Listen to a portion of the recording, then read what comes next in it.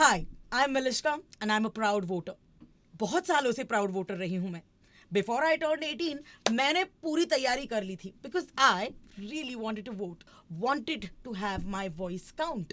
इसीलिए जब मैं रेडियो पर या फिर ज्यादा तौर पर लोगों से बातें करती हूँ, मुझे ऐसे लगता है कि I have fully a right to put forth my opinion, whether it's about government, governance, इत्यादि इत्यादि. And I want the same for all of us.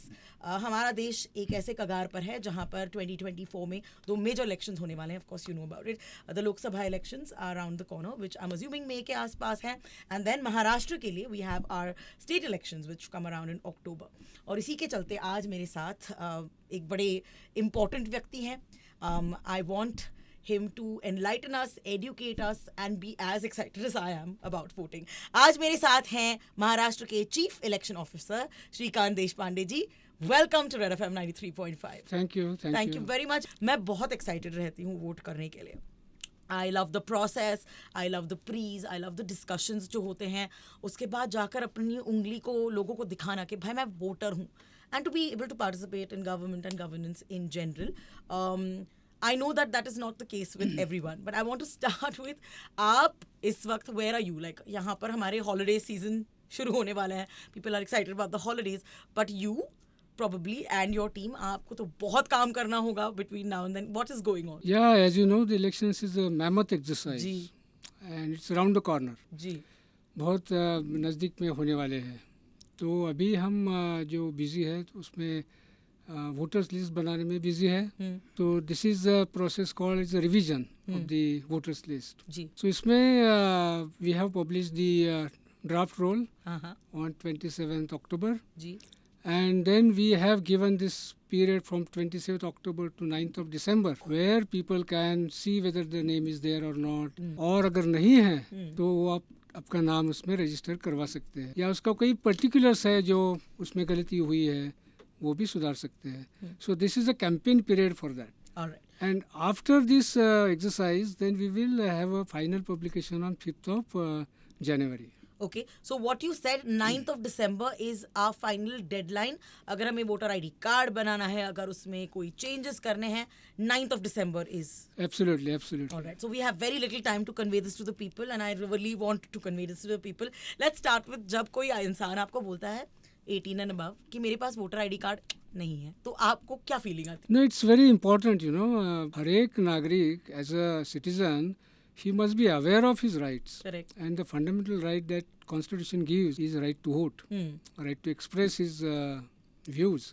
I think that's very, very important. और अगर कोई इसमें left out है, उसमें नहीं है, तो इसका मतलब we are not inclusive. So the fundamental thing for the democracy is inclusivity and participation. So are there people who come up to you and say, sir, मेरे पास वोटर आईडी कार्ड नहीं है? Yes, many people come. हाँ.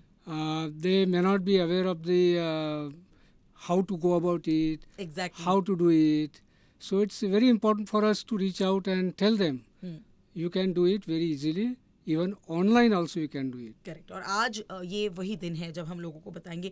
So I was just telling people कि politics, governance हमारी day to day life का बहुत बड़ा हिस्सा है. It is part of everything we do. When we choose a government, then we want to hold them accountable. हम responsibilities चाहते हैं कि वो उन्हें निभाएं. Whether it is an act of God, whether it is महंगाई, whether it is quality of life, जो भी है, we look to our governments to show us the way. And there are a lot of people who participate, like me. हम voters हैं, but there are a lot of people जिनको इस process में या तो interest नहीं है या तो फिर they don't know enough about it. ऐसे लोगों को आप क्या कहना चाहेंगे शुरुआती तौर पर? I think this is a big challenge before us, to be frank, because the participation of the youth Correct. is much wanting. और अर्बन अपति ज़्यादा है. तो शहरों में ज़्यादा है. मतलब शहरों में लोग कम वोट करते हैं. हाँ, बहुत कम करते हैं compare to the rural areas. So ये urban apathy and youth apathy is the major challenges before us and we are struggling on that. So we are trying to reach out to the youth in number of ways. जैसे कि हर college में हम जा रहे हैं, अभी हर higher secondary school में जा रहे हैं जहाँ you find this youth. And then we reach out through the colleges, college administration to ensure that every student is enrolled. And if we empower that student how to enroll, Hmm. I think he can assist everybody in his family. Correct. So that empowerment, I think, will make some good change. I am assuming कि process पहले से better हो गया है, इसीलिए जैसे आपने कहा ऑनलाइन प्रोसेस है, it's easier to do it, इसीलिए एक यंग पर्सन शायद अपनी फैमिली में सबको एनरोल करा सकता है. So I am looking forward for that. But let's quickly take a look at कुछ आंकड़े. According to the latest draft revision Maharashtra के इलेक्टोरल रूल के हिसाब से, please correct me if I am wrong, almost 93% of 18 to 19 year olds state में were not or are not registered as voters. 20 to 29 age group में also it shows low voter registration. 40% of this segment is not registered. क्या कर रहे हैं हम? मतलब ये क्या कर रहे हैं और हम क्या कर रहे हैं? मैं तो डर गई आंकड़े सुनकर, specially because we are one of the youngest nations, which means हम चाहते भी नहीं है कि सिर्फ बूमर्स दुनिया चलाएं, कि भाई उन्हीं का वोट काउंट हो, कि वही बोले. तो फिर हम क्यों नहीं कर रहे हो? क्या क्या हो क्या रहा है sir? No, this is very बहुत ही चैलेंज है ये. How to bring the youth in this mainstream of electoral politics. Generally, when I go to the colleges, वहाँ बच्चे पूछते हैं मेरे को कि the situation around them is not so conducive. They complain about the political situation and then say, what is the use of my one vote? How it is going to matter the situation? How will change the situation? Then my question is only, if you don't, then who else? will? Yeah. So that's the question I always ask. And अगर आपको वो अधिकार दिया है, and आप जैसे कहा कि आप चुनते हैं गवर्नेंस के बारे में आप चिंतित हैं, तो your contribution is only thing that can change all these things. So therefore we always appeal that every vote counts. And if everybody thinks that what will happen, how does it matter if I don't vote? It's a single vote. Then I said, if everybody thinks like that, so everything will be it will matter. And this is something that affects your own life, your own future of your generations. So therefore we have to take this quite seriously. So I have two follow-up questions on this. I'm going to move on to something जहाँ पर हमने कहीं पर पढ़ा था कि the reasons why the youth doesn't vote. या फिर forget not just the youth, बहुत सारे ऐसे भी हैं adults जिन्होंने कभी they're like नहीं करे थे. तो there are several reasons. एक तो उनको लगता है कि वो कोई डिफरेंस कर नहीं सकते. दो, उनको लगता है कि ये प्रोसेस बहुत टायरसम है, ये वोट और आईडी बनाना, फिर जगह जगह ढूंढना कहाँ पे है अपना, किधर वोट करना, etcetera etcetera. And thirdly, and this is one of the things I do want you to address, because ये हर इलेक्शन के वक्त it comes up, which is the EVM machines. You know, हर बार दे और almost every time they hear कि अरे EVM का घोटाला हो गया, या फिर मतलब प्रॉब्लम हो गई, EVM doesn't work the way it should, someone has stolen it. आप इन मुद्दों को जरा एड्रेस कीजिए please. The first thing that they have notion कि they have to go and stand in the lines for filling the forms. So आप ये करने की ज़रूरत नहीं है, बिकॉज इलेक्शन कमीशन ने इतने IT टूल्स एम्प्लॉय किए हैं, तो the situation and processes have become very very simple. जैसे कि आपको अगर मोबाइल आपके पास है, तो you can just download the voters helpline app, और वो डाउनलोड करके then you can do all your things at home. कि जैसे कि नया फॉर्म भरना है आप कर सकते हैं, कोई पर्टिकुलर्स में गलत है वो भी कर सकते हैं. सिमिलरली आपका वोटर आईडी कार्ड अगर गुम गया है तो you can apply online and आपको घर में पहुंच जाता है स्पीड पोस्ट से. सो ये सारे हैं आप कर सकते हैं.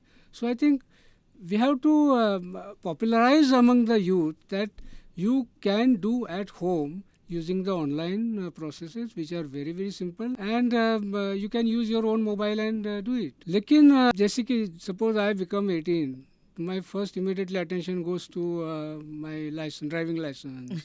You know, वो जितना इंटरेस्ट उसमें लेते हैं उतना इंटरेस्ट इसमें अगर नहीं लेते हैं, तो then we have to make some awareness. So what we are trying to do is we are trying to establish electoral literacy clubs in every schools and colleges, and this is the forum on which we organize many programs which will create awareness among the students as what is the democracy, what is democratic rights, what is democratic values, and what is the role in of you in this entire process. So I think we have to do a lot of work on this, educating the children, especially young children in schools as well as the colleges, वो electoral literacy club से हम कर रहे हैं. And we are also using electoral literacy club as a platform to even register the students in a big number. So I hope that if we consistently do over a time, perhaps it will create a lot of awareness. जी. And they might realize the importance of this very important duties as a citizen. Because citizen होना बहुत मुश्किल है. Somebody is saying. Citizen का जो duties है वो सभी नहीं करते हैं. वही मतलब राइट्स तो चाहिए हमें, पर एक रिस्पॉन्सिबिलिटी आती है, उसके साथ एक ड्यूटी आती है. I do want to talk about why it is so important to vote, and in fact that is part of the question जो मैंने आपसे अभी पूछा था कि they don't think they can make a difference. उनको नहीं लगता कि वो कुछ कर पाएंगे. क्या फ़र्क पड़ता है? क्या आप हमें बताएंगे, लाइक जैसे मैंने शुरुआत में बताया था, बट क्या हमें बताएंगे कि why is it important to vote, apart from the fact कि ये आपका ड्यूटी है, मैं ड्यूटी के तौर पे करूंगा, बट ड्यूटी के तौर पे तो मैं किसी को भी वोट कर दूंगा. Why is it important a to vote, and then secondly to make an informed vote, मतलब सोच के कि किसके लिए, क्यों, कैसे, because it's so much information out there. या जैसे कि आप अपना एक ड्रेस खरीद कर रहे हैं, आप मान लो, तो आप दुकान में जाते हैं और कितने ड्रेसेस आप देखते हैं, उसका कलर कैसा है, इसका ये कलर है, ये उसका पोत कैसा है, उसका फाइबर कैसा है. अगर एक ड्रेस के लिए आप इतना कर रहे हैं तो जिसका इम्पैक्ट आपके फ्यूचर पे होने वाला है, पॉलिसीज़ पे होने वाला है, गवर्नेंस पे होने वाला है, उसके बारे में तो आपने कितना सोचना चाहिए. मेरे ख्याल से ये थोड़ा सा अवेयरनेस होना ज़रूरी है कि if you vote there is a consequence, if you don't vote still there is a consequence. Perhaps a bigger one. And that consequence is far worse than voting. Because लोग, मैं देखता हूँ, कंप्लेंट करते रहते हैं कि रोड ठीक नहीं है, पानी नहीं ठीक आ रहा है, ये हो रहा है. लेकिन जब जो चुने हुए आपने इलेक्ट करके देते हैं, अगर उनको कंप्लेंट करना उनके लिए अगेंस्ट, तो at least you should play your part first. So मेरे ख्याल से ये अवेयरनेस होना बहुत ज़रूरी है. If you look at the civics, for example, we used to learn only in the schools, and thereafter there is no connection with the civics. So there's news channels, entertainment channels. So now the higher education policies also make the important role of the colleges and universities as to what is their contribution in making a good citizen. Correct. And those should be also assessed while assessing the schools and colleges. So quickly you were talking about कि आप लोगों ने schools और colleges में बहुत सारे programs start करे हैं already. And we have only till the 9th of December. 9th of December के बाद आप अपने आप को enroll नहीं कर सकते. Is that what you're saying? No, ऐसा नहीं है, because this is a campaign mode. So this campaign we are running till 9th of December, and thereafter we will process those forms and we'll publish the final rule. Okay. Now, once we publish the final rule, then our special campaign will stop, and thereafter it starts the continuous updation process. Achha. That means people can apply, there is no problem, but we are giving a focus attention since because the elections are around the corners. So in a campaign mode we are trying to reach out all sections of society, schools, colleges, nomadic tribes, then sex workers, then third gender, everybody sections we are trying to reach out, and camps leke campaign mode pe we are trying to register them. Okay. Can you tell me though what is going to be the last date जब आप आने वाले elections के लिए अपने आप को enrol कर सकते हैं, the ones that are happening in 2024? जैसे कि the moment elections are announced, which might be in the month of say March, for example, as if it goes as per schedule, as per the last times, and when the last date of withdrawal of nomination, till that time anybody can file an application. Okay. So that is a legal position, because he can contest the election if his name is there in the voter list. So till the last date of nomination, you have right to get enrolled in the. And how long? List. What is the कितना process? आपकी ओर से कितना वक्त लगता है to say enroll a person, get their ID cards done, etc. What happens when you submit an application now?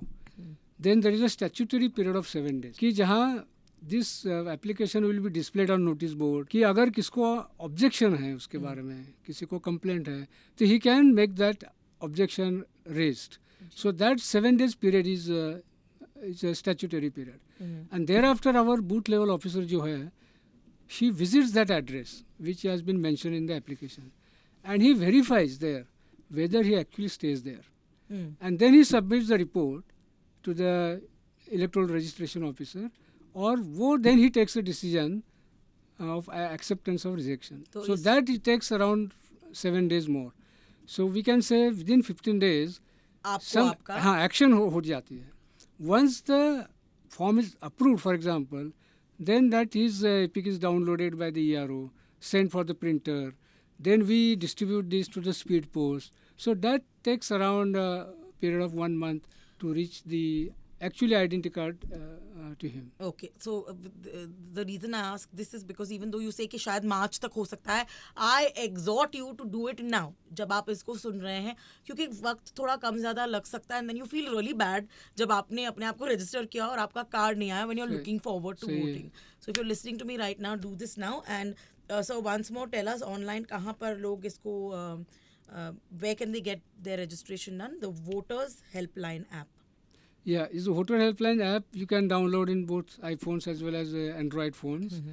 And then you register that they ask for this mobile number. Then they will send your OTP. And then you can set your passwords. You create an account. And once you create account, all services will be available. So, जैसे कि if you want to check your name, whether it is name exists or not. So there is a search.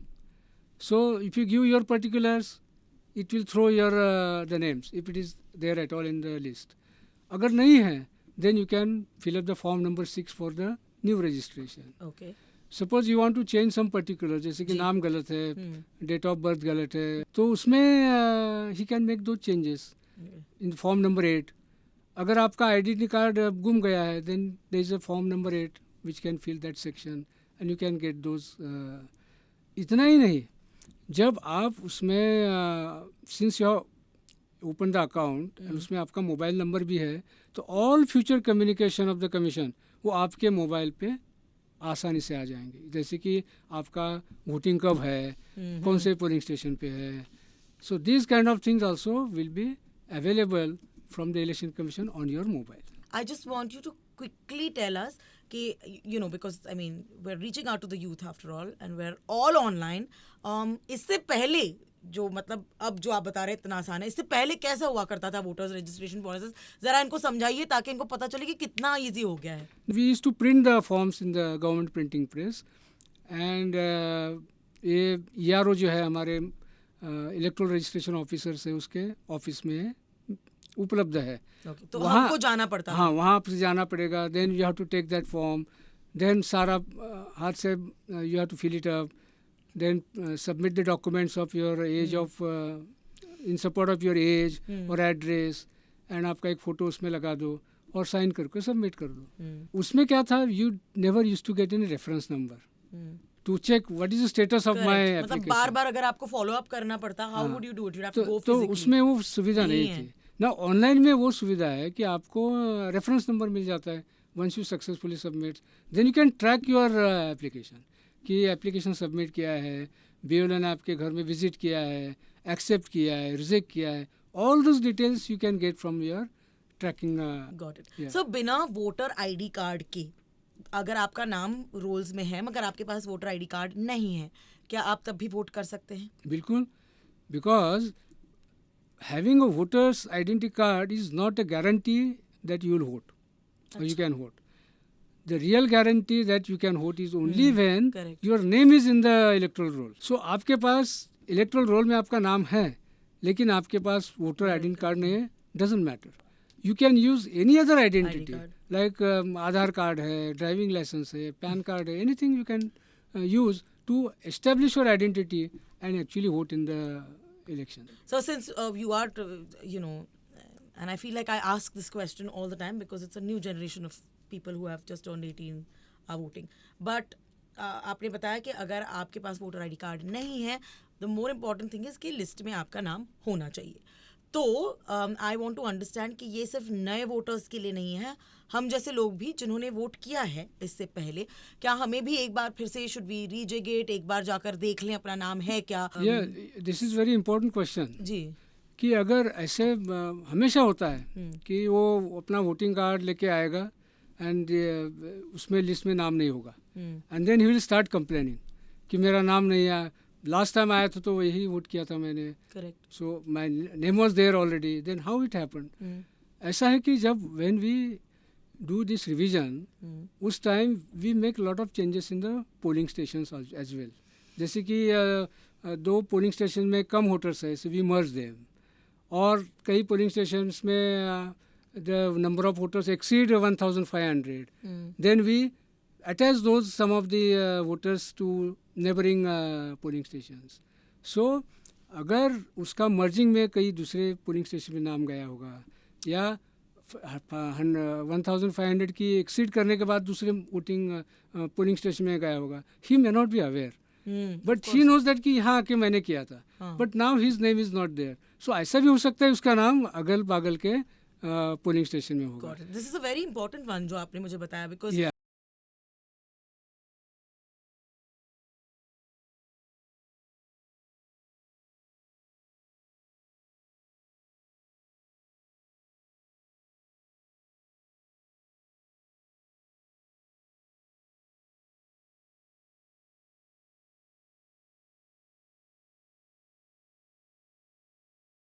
क्या ऐसे हो सकता है but that name completely gets dropped out? No no, ऐसा नहीं हो सकता है, because there is a facility to check your name. Correct. If you go to the voters helpline app और voters portal for example, and then there is a search facility. Search facility में आप आपका particulars देंगे, नाम name, husband name और father's name और age आपका और state, then it throws the different records in the database, and then you can check कि अगर उसमें आपका नाम है क्या नहीं है, चेक कर सकते हैं। अगर उसमें भी नाम नहीं है, इसका मतलब आप इसमें डेटाबेस में नहीं है, देन आपको फॉर्म नंबर 6 भर के आपको फिर से रजिस्टर करना पड़ेगा। Sir let's talk about the fact कि जब पिछली बार इलेक्शंस हुए थे, से you know the Lok Sabha elections, the kids that were the youngest at that point से 13 ईयर ओल्ड, जो इस वक्त 18 का हुआ है। Correct. But then there are also, तब से अब तक तो इलेक्शंस हुए नहीं है, so there was someone who was 14 and 15 and 16 जो हुआ probably advanced in years, 18 के ऊपर भी हैं, उन्होंने अपना वोटर आईडी कार्ड बनाया नहीं, क्योंकि इलेक्शन आया ही नहीं, उनका मन किया ही नहीं।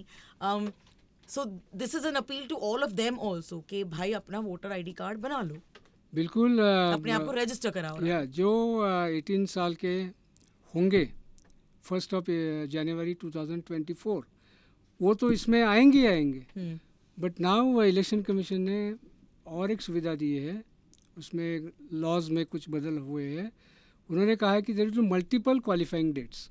इसका मतलब अगर आप 1 अक्टूबर में 1 अक्टूबर 24 उसमें अगर आप 18 होने वाले हैं, तभी भी आप एडवांस एप्लीकेशन आज भर सकते हैं। So it is not only that you have to complete 18, only 17 years plus who will be completing 18 years as on 1 October 24, वो भी एडवांस फॉर्म भर सकते हैं, क्योंकि they can vote in the Vidhan Sabha elections if they can't and Lok Sabha and when they actually become 18, in that quarter their applications will be processed. See, जैसे कि वो मार्च में बॉर्न है फॉर एग्जांपल, तो अप्रैल क्वार्टर में they will be processed.